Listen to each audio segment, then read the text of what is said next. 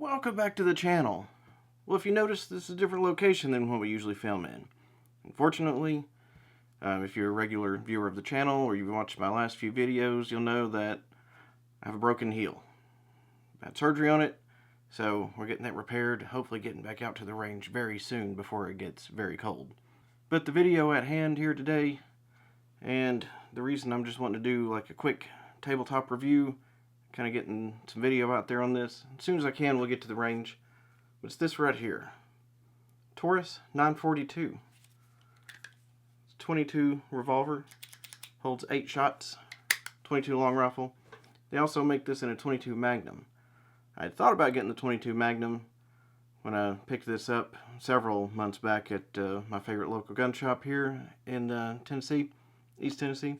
But the gal told me that unlike a 357 where you can go down and shoot 38s, with 22 Magnum you can't shoot 22 long rifles, so you have to get the dedicated 22 long rifle model. And for my purposes, 22 long rifle will be just fine. Plenty of ammo varieties and variations. So let's go over a few high points here. It is an all steel gun. I don't think they make this in an ultralight version, so it's all steel. Unloaded, weighs 23.6 ounces. It's a pretty heavy gun. It's got some heft to it. So you can imagine with most 22 loads, really all 22 loads, virtually no recoil in this at all. So if you're recoil sensitive, you wanted to carry a revolver, it doesn't get much more reliable than a revolver for 22. There are two things in particular that drove me to this one. One was the price. MSRP on this is like right at $400. Paid nowhere near that. Got a great deal. Number two, it's a Taurus. And I've heard a lot of people say, you know, Taurus revolvers are good for the money. But that reminds me of a video on a Taurus revolver that I saw James Yeager do about 3 years ago. May he rest in peace. He kind of took issue with that quote that Taurus revolvers are good for the money. He says it's either good or it's not. It's either a good gun or it's a bad gun. The money is not a factor. And he said in his experience, and from what I can tell so far with this one, and in my experience with Taurus revolvers, it's a good gun. Very well machined. There's no sharp edges anywhere. Cylinder cut very nicely. Spins freely. And for what you would pay to get a Smith & Wesson, if you recall, a few years ago I borrowed a Smith & Wesson 43C from a good friend of mine. Basically a similar revolver to this, also an 8-shot, but it was the double action only, had the concealed hammer.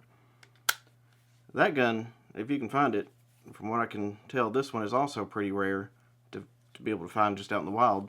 That Smith & Wesson gun, you're going to pay double what this is. Now, that one is an ultralight, so it's very light, easy to carry. So why did I buy this gun? Mainly, 3 purposes.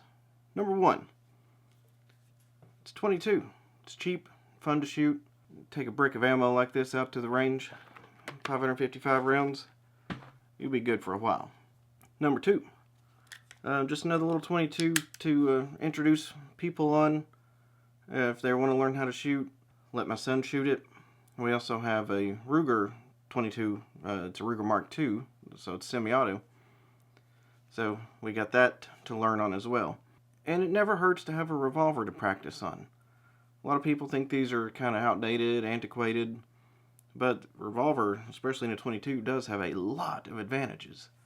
You could shoot anything from the little shot shells for pest control up to like CCI mini mags, stingers, some really hot loads for a 22. It's not picky on ammo, unlike a semi-auto. And number 3, this would make a perfect, what some people call tackle box gun, camping gun, kayaking gun. You can take this camping with you. If you're in an area that allows it, have some plinking, set up some targets, do some shooting. Get a nice single action, double action, not too bad either. It is heavy, it is a small double action. but you got that single action there as well. Put some shot shells in here. Great for pest control around the campsite, should you need it. So at the end of the day, you can do a lot worse than something like this for a plinking gun, camping gun, kayak gun, tackle box gun, whatever you want to use it for. Great little gun, and as soon as I can get out to the range, we will definitely get some shooting videos of this. And I may see about borrowing that Smith & Wesson 43C again. Do a head-to-head comparison. Although they're not identical, they're pretty close. Basically the only difference is brand, weight. This is all steel, that one's aluminum, and this one does have single action, double action. Smith & Wesson is double action only, but it's about double the price. Thanks for watching. Stay tuned for more. We've got some other gun videos planned in this setting here while we're on the men's with the old foot. So thanks for watching. We'll see you next time.